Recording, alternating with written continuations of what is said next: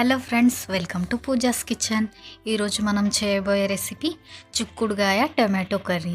So చాలా రోజుల నుంచి వీడియో అయితే అప్లోడ్ చేయలేకపోయాను. సో ఈరోజు అయితే వీడియో అప్లోడ్ చేసేసాను.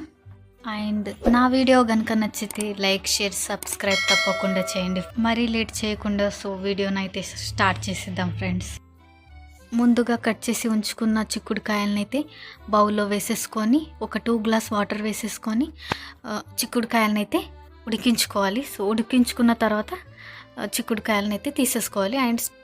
అండ్ స్టవ్ ఆన్ చేసి బౌల్ని అయితే పెట్టేసుకున్న తర్వాత 2 టేబుల్ స్పూన్ ఆయిల్ వేసేసుకోండి. సో వేసేసుకున్న తర్వాత చిటికెడన్ని జీలకర్ర వేసేసుకోవాలి. అండ్ కట్ చేసి ఉంచుకున్న ఆనియన్స్ వేసేసుకోండి. సో ఈ విధంగా వేసేసుకోవాలి. అండ్ వేసేసుకున్న తర్వాత చిటికెడంత పసుపుని కూడా వేసేసుకోవాలి. సో ఈ విధంగా చిటికెడంత పసుపుని వేసేసుకోవాలి. వేసేసుకున్న తర్వాత సో బాగా మిక్స్ చేసేసుకోవాలి. సో మిక్స్ చేసేసుకున్న తర్వాత అండ్ చిక్కుడుకాయలనైతే సో ఈ విధంగా ఉడికించుకోవాలి. అండ్ ఒక 2 టమాటోని కూడా కట్ చేసి ఉంచుకోవాలి. ఆనియన్స్ బ్రౌన్ కలర్లో ఫ్రై అయ్యాక అండ్ మటర్ కూడా వేసేసుకోండి. కొన్ని మటర్స్ వేసేసుకోవాలి. సో నేను వేసేసుకున్నాను. అండ్ బిర్యానీ ఆకుని కూడా వేసేసుకోండి. సో ఈ విధంగా 2 బిర్యానీ ఆకులు అయితే వేసేసుకోవాలి. సో వేసేసుకున్న తర్వాత బాగా మిక్స్ చేసేసుకోండి. అండ్ కొద్దిగా ఫ్రై అవ్వనివ్వాలి. మిక్స్ చేసేసుకున్న తర్వాత కట్ చేసి ఉంచుకున్న టమాటోని కూడా వేసేసుకోవాలి. సో కొద్దిగా ఫ్రై అవ్వనివ్వండి. ఫ్రై అయిన తర్వాత టమాటోని కూడా వేసేసుకోవాలి. సో ఈ విధంగా అండ్ టమాటో బాగా కుక్ అవ్వనివ్వండి. కొద్దిగా కుక్ అయిన తర్వాత ఒక 1 minute కుక్ అవ్వనివ్వాలి.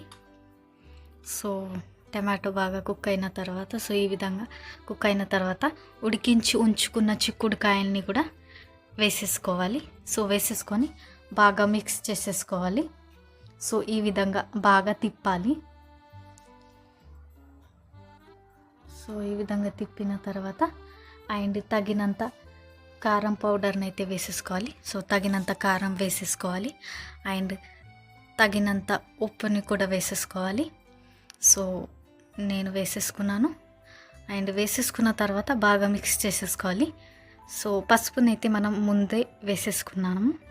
సో వేసేసుకున్న తర్వాత ఈ విధంగా బాగా మిక్స్ చేసేసుకోవాలి. మిక్స్ చేసుకున్న తర్వాత 1 గ్లాస్ కొద్దిగా యాడ్ చేస్తూ మిక్స్ చేసేసుకోవాలి వాటర్. సో ఈ విధంగా కొద్దిగా యాడ్ చేసుకుంటూ మిక్స్ చేసేసుకోవాలి. సో మొత్తాన్ని అయితే 1 గ్లాస్ వాటర్ వేసేసాను. సో ఈ విధంగా వేసేసుకున్న తర్వాత